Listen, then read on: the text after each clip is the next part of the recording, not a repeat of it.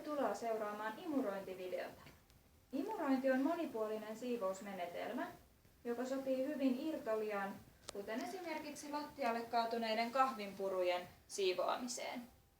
Pinttyneeseen likaan, eli lattiaan kiinnittyneisiin tahroihin, se ei kuitenkaan tehoa. Imurointi sopii kaikille lattiamateriaaleille. Lattioiden lisäksi sillä voidaan puhdistaa esimerkiksi mattoja ja huonekaluja. Imurin tehoa tulee säätää imuroitavan kohteen mukaisesti. Liian kova teho voi vaurioittaa herkkiä pintoja, kuten esimerkiksi sohvan tekstiileitä. Tätä osaa kutsutaan imurin suulakkeeksi. Suulakkeita on olemassa erilaisia ja ne tulee valita käyttökohteen mukaisesti. Nyt lähdemme imuroimaan kovaa lattiaa ja silloin valitsemme suulakkeen, jossa on harjakset. Ennen imuroinnin aloittamista virtajohto laitetaan pistokkeeseen. Imuroitaessa on tärkeää kiinnittää huomiota hyvään imurointiasentoon. Huono imurointiasento saattaa turhaan rasittaa esimerkiksi selkää.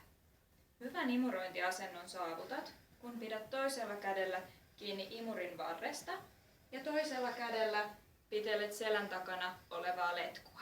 Käynnistä imuri jalalla turhan kumartelun ja selän rasittamisen välttämiseksi. Imuroi rauhallisin ja yhdensuuntaisin vedoin. Muista pitää selkä suorana.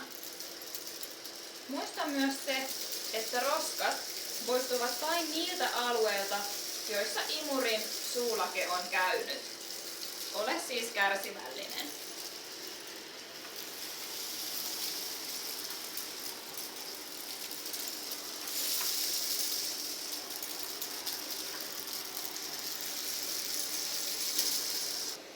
Mattoa imuroitaessa täytyy suulaksen harjakset kääntää sisäänpäin jalalla.